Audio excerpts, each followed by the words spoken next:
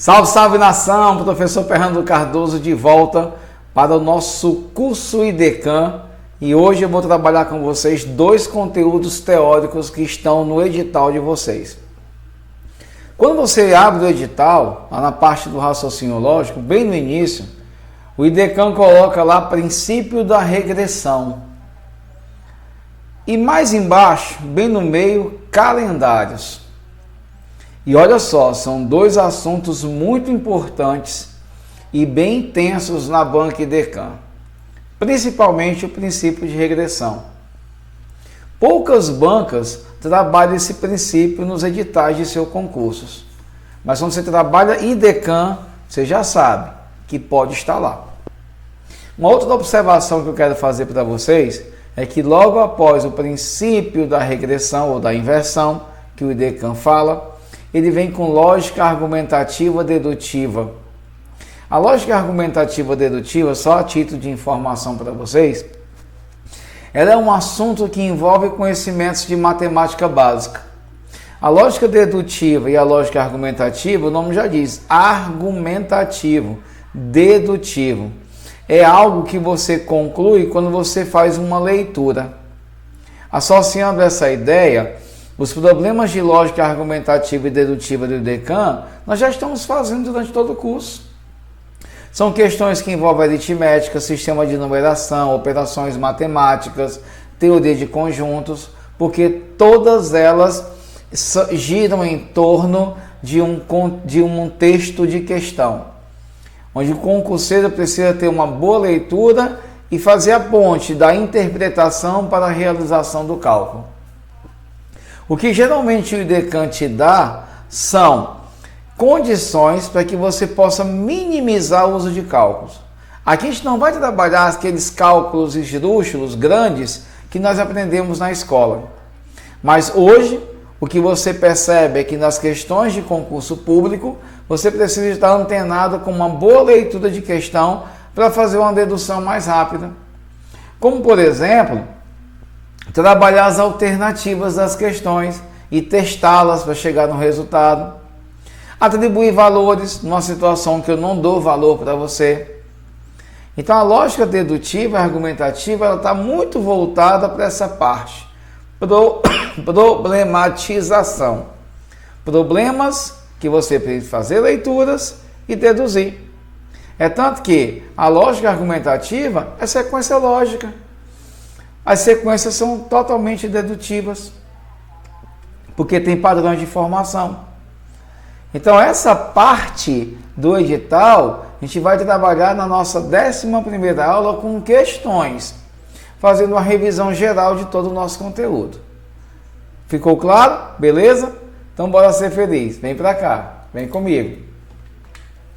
Então, tá aí, ó, princípio da reversão ou regressão. O princípio da regressão ou reversão é o que eu chamo, por exemplo, de princípio de marcha ré. Porque tem algumas situações que eu vou enumerar para vocês aqui hoje que eu quero que vocês fiquem antenados.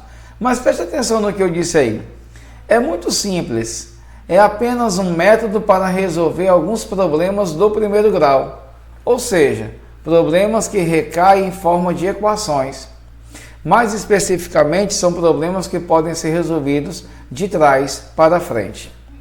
O princípio da reversão, ele vai aparecer no IDECAM sob a forma de problemas matemáticos. E aí você tem que ficar atento a algumas situações que ocorrem. Primeiro, são problemas que podem ser resolvidos como? Deixa eu só jogar para cá. Cadê minha caneta? Que podem ser resolvidos através de equações, tá? Resolvido problemas através de equações, tá aqui, equações do primeiro grau. Só que você não vai usar o método tradicional. O que é o método tradicional? É montar uma equação. Ó, toda vez que você tem um problema de equação, você vai montar a equação. Foi assim que nós aprendemos, tá? Só que aqui você vai desprezar isso. Vai ser desprezível. Você não vai usar a montagem de equações, apesar de ser um problema de equação. Porque basicamente são problemas que têm que ser resolvidos assim, ó, voltando. Por isso que a palavra tem lá regressão. Vocês estão observando, ó? Regredir é voltar. É você fazer o reverse trás. É resolver o problema de trás para frente. O princípio da reversão é o princípio da marcha ré. Pensa assim, princípio da marcha ré. E nessas situações, nesse problema, vai acontecer mais ou menos isso, ó. Os problemas... Cadê? Cadê minha caneta? Espera aí só um momentinho, gente. Os problemas de regressão, eles basicamente vão estar sobre esse formato aqui, ó. Quando o problema acontece para ti, vai acontecer o seguinte. O valor inicial não é fornecido.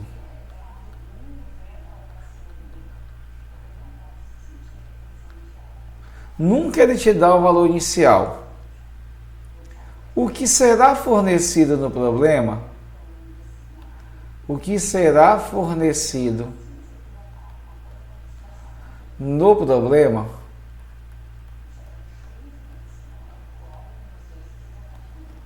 é sempre o valor final. Guarda isso na mente e no coração. Nesse tipo de problema, nesse modelo de questão, nunca ele vai te dar o valor inicial. O que ele sempre vai te dar é o valor o quê, pessoal? Deixa eu mudar bem aqui a minha fonte. Espera aí. Vou botar um preto aqui pra gente, tá? Sempre o que ele vai te dar é o valor o quê? O valor final. Sempre. E aí, ele vai te dar uma série de operações matemáticas realizadas.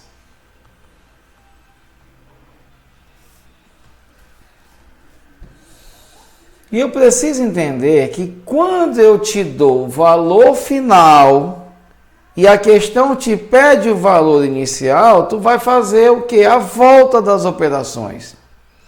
Entenda uma coisa comigo, ó, você lembra muito bem disso. A soma tem como operação oposta a subtração. É ou não é? Quando você resolve uma equação, você lembra que quando um membro está mais, um número está de um lado, de um membro, que você tem que deslocar para o outro, ele vai menos, não é assim? Quando ele está menos, que você passa ele para o outro membro, ele vai mais. Quando eu estou multiplicando, se eu passar para o outro lado, vai dividindo. E se eu estiver dividindo, ao passar para o outro lado, ele vai multiplicando. Esse princípio que você conhece tem que levar para esse tipo de problema. Ó, a soma tem como operação oposta a subtração e vice-versa. A subtração oposta é a soma. A multiplicação tem como operação oposta a divisão. E a divisão tem como operação oposta a multiplicação. Entenda sempre isso. Se eu estou multiplicando na ida, a volta eu tenho que dividir. Vocês concordam comigo? Olha só um exemplo bem básico sobre isso. Eu tenho, vamos supor, uma certa quantia em dinheiro. Aí eu fui até um supermercado. Quando chegou lá, eu gastei metade do que eu tinha. E saí de lá com esse valor. Lá do supermercado, eu fui até uma lanchonete. E lá, eu gastei R$20 com o lanche. E quando eu saí da lanchonete, eu ainda tinha no meu bolso R$100. Olha o que eu montei para você, olha a situação que foi montada para você. Eu tinha uma certa quantia no meu bolso, fui até o supermercado e gastei a metade do que eu tinha lá no supermercado, fazendo compras. E fiquei com uma quantia Y. De lá do supermercado, eu fui até uma lanchonete e lanchei, pagando R$ 20 no lanche. E depois de tudo isso, o que aconteceu? Eu ainda tinha R$ 100 no meu bolso. O que eu quero saber de vocês é quanto eu tinha inicialmente? Pegaram a ideia de como é que vai ser essas questões? Geralmente você tem que montar um esqueminha, ó. Ele nunca dá o valor inicial, tá aqui, ó. Ele não é fornecido. Ele vai fornecer o valor final, que é aquilo que eu tinha no meu bolso. E ele quer saber o quê? Quanto eu tinha inicialmente. O objetivo é calcular o início aqui, ó. Quanto eu tinha. Só que eu dou para vocês uma série de operações. Vocês estão observando, ó? Gastei metade, gastei R$ 20. Cara, é só você pensar, ó. Eu vou fazer a regressão, que é resolver o problema de quê? De trás para frente. Quando eu tinha um valor aqui que eu gastei 20, eu fiquei com quanto? Com 100. Nesse sentido aqui, ó, eu diminuí 20 para ficar com 100. Então, se eu retornar, eu vou o quê, pessoal? Somar 20. Então, bem que eu tinha quanto, turma? R$ 120. Se no sentido aqui original diminuiu, porque eu perdi R$ 20 com o lanche, quando eu tiver que fazer a volta, eu faço é somar com 20. Então, quando eu saí do supermercado, eu tinha R$ 120. E aí, preste atenção. O que eu tinha aqui, eu gastei a metade. Metade é dividir por 2. É ou não é, pessoal? Quando você quer calcular a metade, você não está dividindo? Então, nesse sentido aqui, eu dividi por 2 para chegar no 120. E para voltar? Princípio da regressão. Eu multiplico por 2, porque a volta é multiplicação. 120 por 2 dá 240. Ou seja, eu tinha inicialmente R$ 240. Morreu Maria Preá? Tudo certinho? Então, esse é o modo como o IDECAM vai te cobrar as questões de princípio de reversão ou de regressão. É o princípio da marcha ré. O modelo de questão é sempre esse. Nunca é fornecido o valor inicial. Existe uma série de operações que ocorrem e ele te dá o valor final. E ele pede em algum momento para você descobrir quem é o início. Você entende a ida e você aplica as operações opostas voltando. Por etapas. Por etapas. Lembrando que o mais, o contrário é menos. O menos, você soma. O vezes, a operação é reversa, é a divisão. E a divisão é a multiplicação. Beleza? Tranquilo? Então vamos continuar com essa ideia para deixar isso bem claro. Porque a nossa próxima aula vai ser com resoluções de questões do IDECAM. Então olha só. Olha esse esqueminha bem aí. Tá? Nesse esquema que eu estou dando para vocês, aqui eu tenho... deixa eu só voltar bem aqui um pouquinho antes, tá, gente? Bem aqui, ó. Para deixar bem claro uma coisa para você. Princípio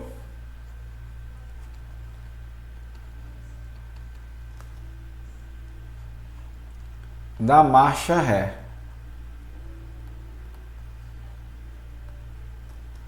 Sempre você vai ter um valor X, que não é fornecido, a operação 1,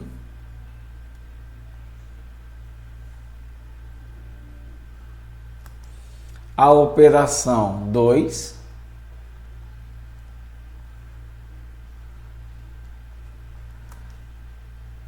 e a operação 3. Vou colocar só um esquema assim para você. E aqui esse valor nós conhecemos. O que você vai fazer é o princípio da marcha ré. Resolver de trás para chegar até a frente. Fechado, irmãos? Tranquilo? Não tem complicação com esse tipo de problema, tá bom? Não tem complicação com esse modelo de questão. Ele é bem acessível para vocês. E é muito presente no IDECAM. Show de bola? Bora ser feliz, vem comigo. Aqui eu vou trabalhar com alguns valores, tá? Aqui, ó, x. Aqui é um valor x, que eu não sei quem é. Aqui, ó, multipliquei por 4/5. Aí achei esse valor.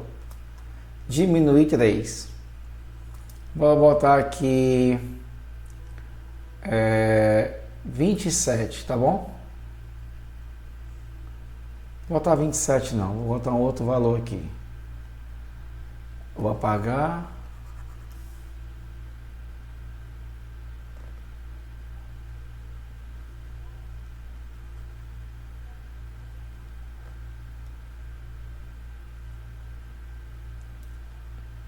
Na minha caneta e botar aqui um vermelhinho para vocês, tá bom?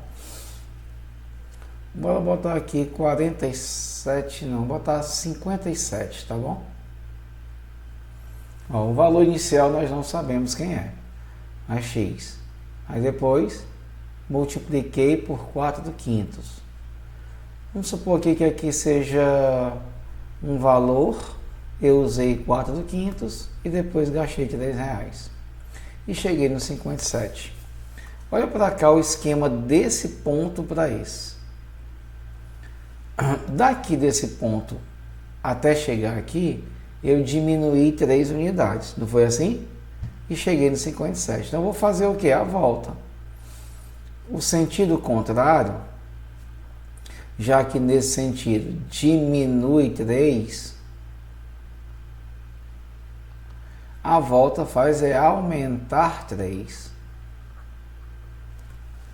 Então aqui seria quanto, irmãos? 60. Tudo bem? Nesse sentido aqui, o que foi que nós fizemos? Nós multiplicamos por 4/5 e chegamos até 60. Então a volta, o que é que eu vou fazer? Eu vou pegar 60 e vou dividir por 4/5. Como é que eu faço divisão? Conserva a primeira e multiplica pelo inverso da segunda. 60 vezes 5 dá 300. 300 dividido por 4 vai dar 75. Então o valor original aqui é 75. Ok? E é muito importante, é muito interessante que você organize isso. Porque lá vai ter um problema para você. Esse esquema não vai estar lá para vocês. Aí você vai ter que organizar, fazer esse esqueminha e aplicar a volta. Show de bola? Tranquilidade total? Esse conteúdo é bom, né? É muito legal esse conteúdo interessante. Quem não estuda isso vai querer resolver pelo jeito tradicional. E se tiver 5 operações aí, meu irmãozinho, o cara pena. Olha aí, ó, um esquema desse bem maior. Ele aqui, vamos lá, multiplicou por 4/5, diminuiu 3, multiplicou por 2/3, diminuiu 2, multiplicou por 5/6 e chegou no 30. O nosso objetivo é voltar. Então vamos para cá, ó. Eu vou pegar a volta. Se na ida eu multipliquei, a volta eu vou dividir. Concordam comigo? 30 dividido por 5/6. Conserva a base e multiplica pelo... Aliás, conserva a base. Conserva a primeira e multiplica pelo inverso da segunda. Quanto é 30 por 5? Dá 6. 6 vezes 6, 36. Então aqui é quanto, turma? 36. Nesse sentido aqui, ó, eu diminuí, menos 2. Então, se eu voltar, vai ser o que, pessoal? Mais 2. 36 mais 2, 38. Viu como fica fácil? Nesse sentido aqui, nós multiplicamos por 2/3. Então, a volta a gente vai dividir. 38 dividido por 2/3. Conserva a primeira, multiplica pelo inverso da segunda. 38 por 2 dá 19. 19 vezes 3, 27 vão 2, 57. Então aqui é quanto, irmãos? 57. Nesse sentido, foi menos 3. Se eu retornar mais, não é isso? A volta eu somo. Então aqui vai ser quanto, pessoal? 60. E 57 mais 3 dá 60. E finaliza, ó. Aqui nós multiplicamos por 4/5. Na volta nós iremos dividir. 60 dividido por 4/5. Conserva a primeira e multiplica pelo inverso da segunda. 60 por 4 vai dar 15. E 15 vezes 5 dá 75. Então aqui, irmãos, é 75. Cheguei no X. Tudo tranquilo? Tudo na paz? Deu para entender essa ideia? Essa ideia é interessante de desenvolver, porque é assim que o problema vai acontecer para vocês. E aí você vai aplicar o princípio da reversão ou da regressão. Show de bola? Tranquilidade total. Treinando isso, ó, você vai longe. Vamos para a próxima. Olha o probleminha para vocês aí. Eu vou sumir um pouquinho da tela, tá bom? Vamos lá.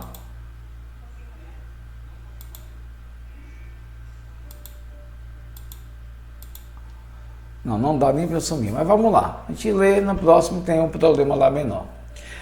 Guilherme, olha o cidadão aí da questão.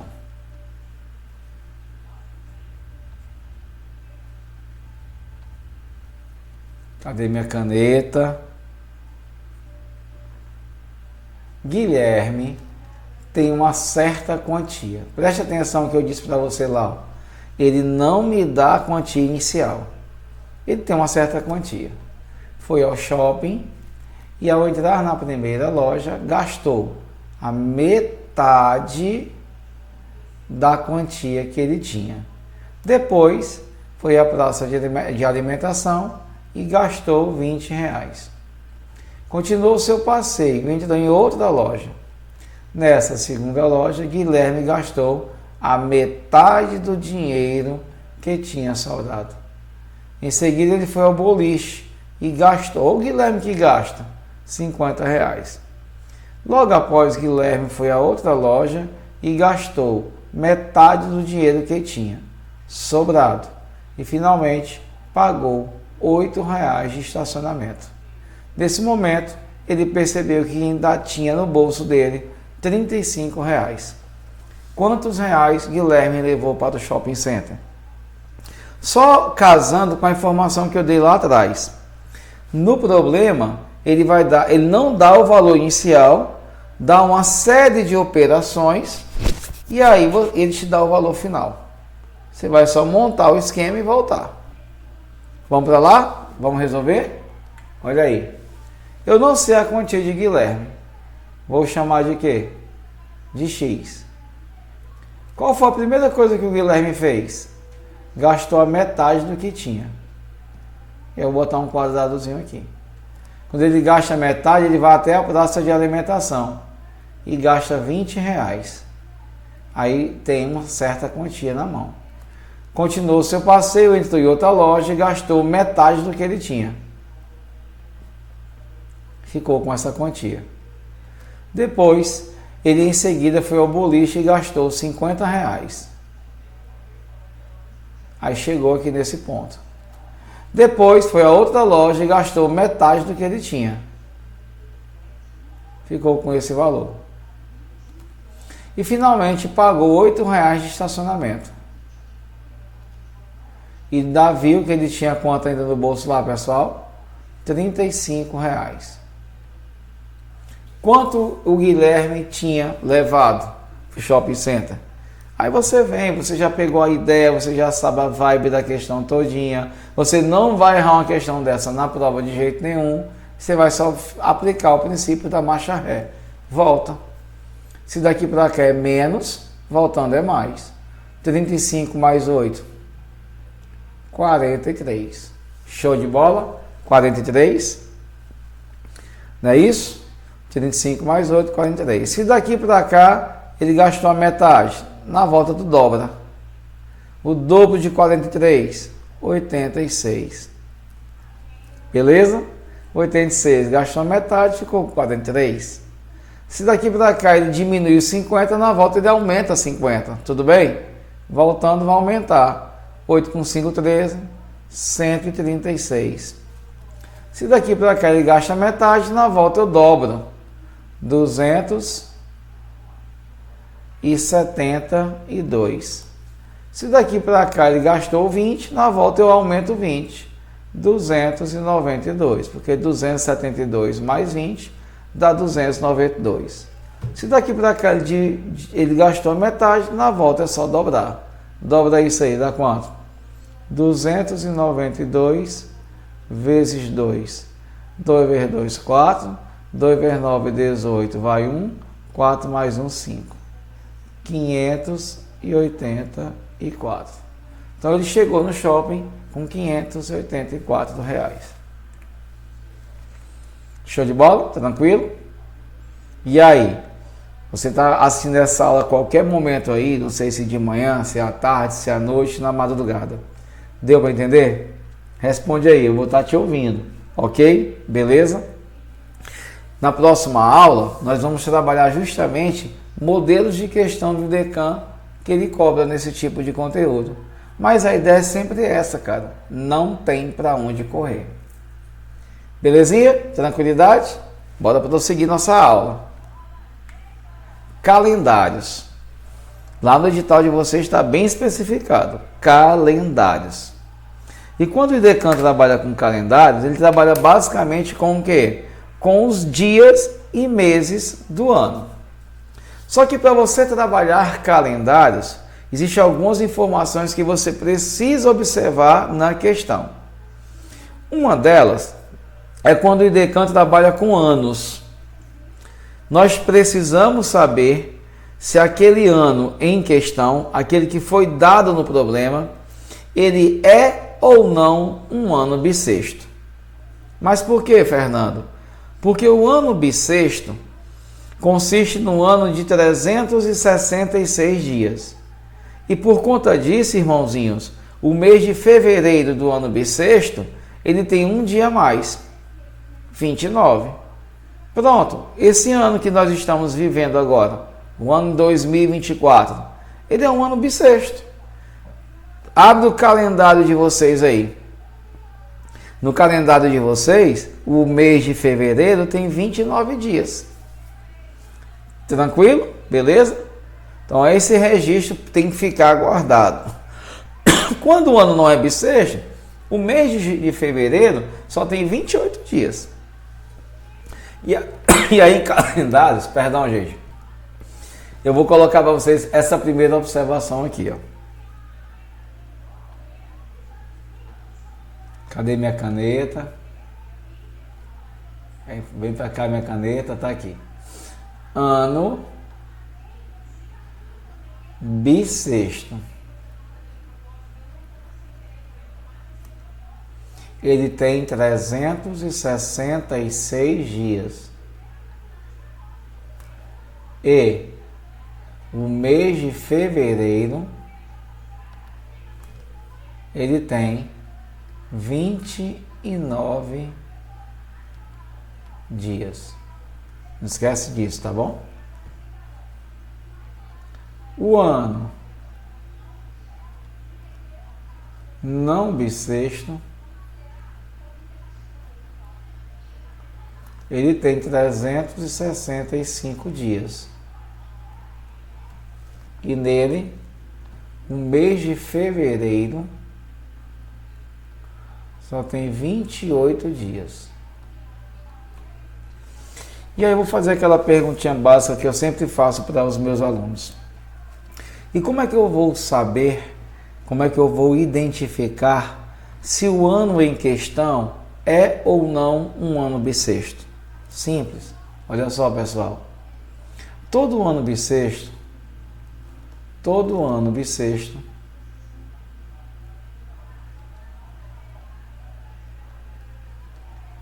é um ano divisível por 4. Vocês sabem disso, né? Tranquilidade? O ano bissexto é um ano divisível por 4.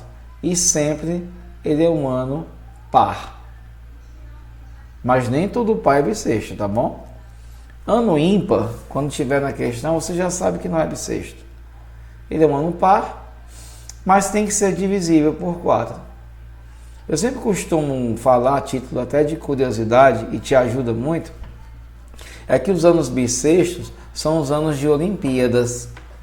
As Olimpíadas ocorrem a cada 4 anos, os anos bissextos também.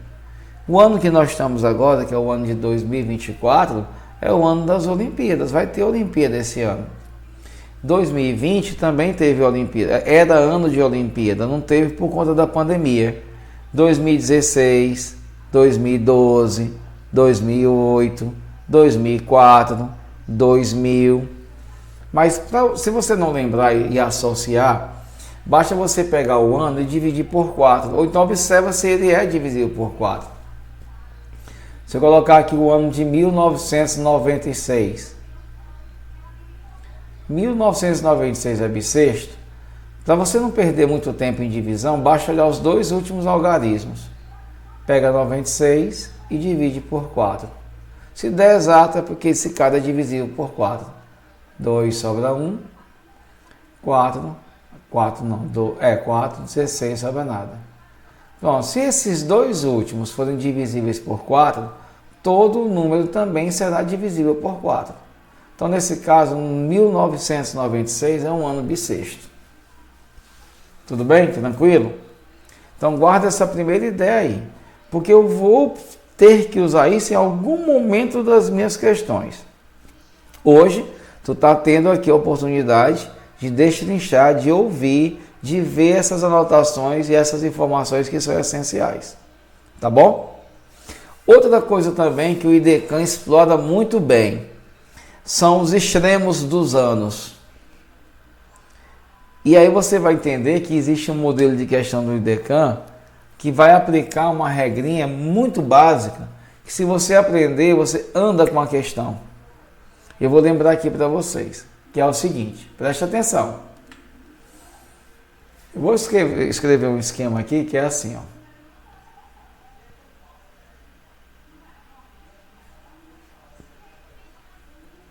Ano não bissexto.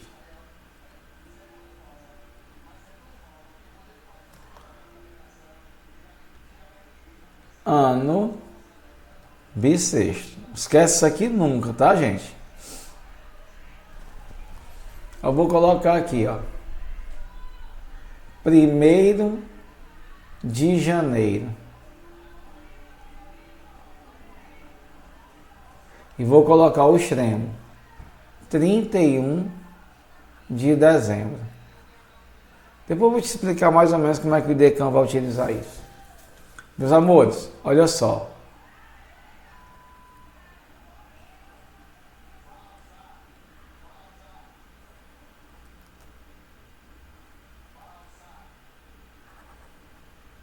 Olha que interessante isso aqui, cara.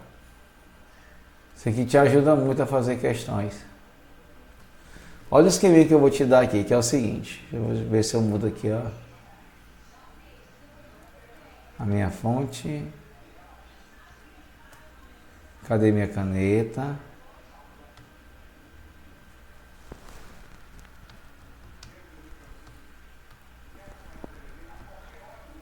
Só um momentinho, gente. Deixa eu só ajeitar bem aqui, tá? Só um momento, tá? Rápido.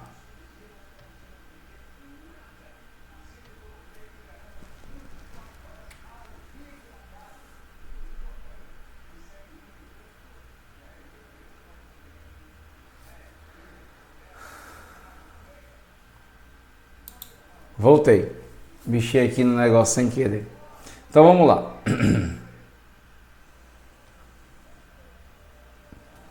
Se o ano não for bissexto, Se o 1º de janeiro começar no dia X, o 31 de dezembro também termina no dia X.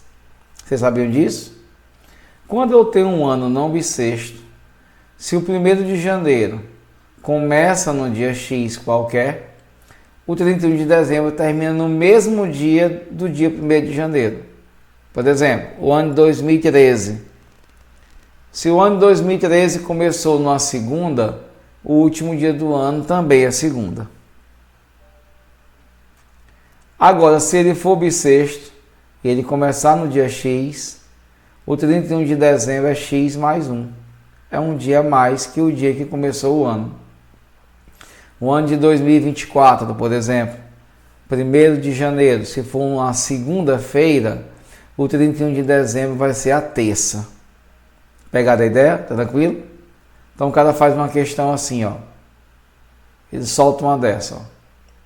1º de janeiro de 2014 caiu numa quarta-feira. O IDECAM faz isso. Que dia será 3 de janeiro de 2015? Você faz uma questão dessa do IDECAM. E aí?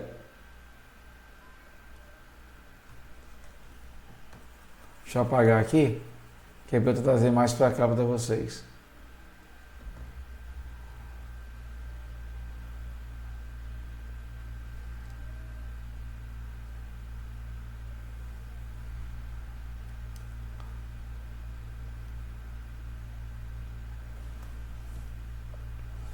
(3 de janeiro de 2015). A questão é só essa. O que tu vai fazer? Tu vai sair contando o ano todo? Claro que não, irmão. Porque tu vai lembrar que o ano é de 2014. Qual a primeira coisa que você faz? Saber se o ano é ou não é bissexto. 2014, para ser bissexto, tem que ser divisível por 4. Foca no 14. 14 é divisível por 4 de forma alguma. Não dá exato. Então, o ano de 2014 não é um ano bissexto. E se ele não é bissexto, se o 1º de janeiro começa no dia X, o 31 de dezembro também termina no dia X. Sim ou não? Sim. Então, olha só, se o 1º de janeiro de 2014 é uma quarta, o 31 de dezembro de 2014 também vai ser uma quarta. Olha que interessante. E aí, se eu já estou no 31 de dezembro, fica mais fácil ir para o dia 3 de janeiro do outro ano. Ó, 31 de dezembro não é uma quarta? Então, 1º de janeiro de 2015 vai ser uma quinta. O dia 2 de janeiro vai ser uma sexta. E o dia 3 de janeiro vai ser um sábado. É o primeiro sábado do ano. E tu foi ajudado pelo esquema que eu te dei. Que tu não vai divulgar isso para o teu concorrente não, tá bom? Beleza? Na próxima aula eu vou trazer modelos de questões que o IDECAM faz assim, ó. Usando calendários. Show!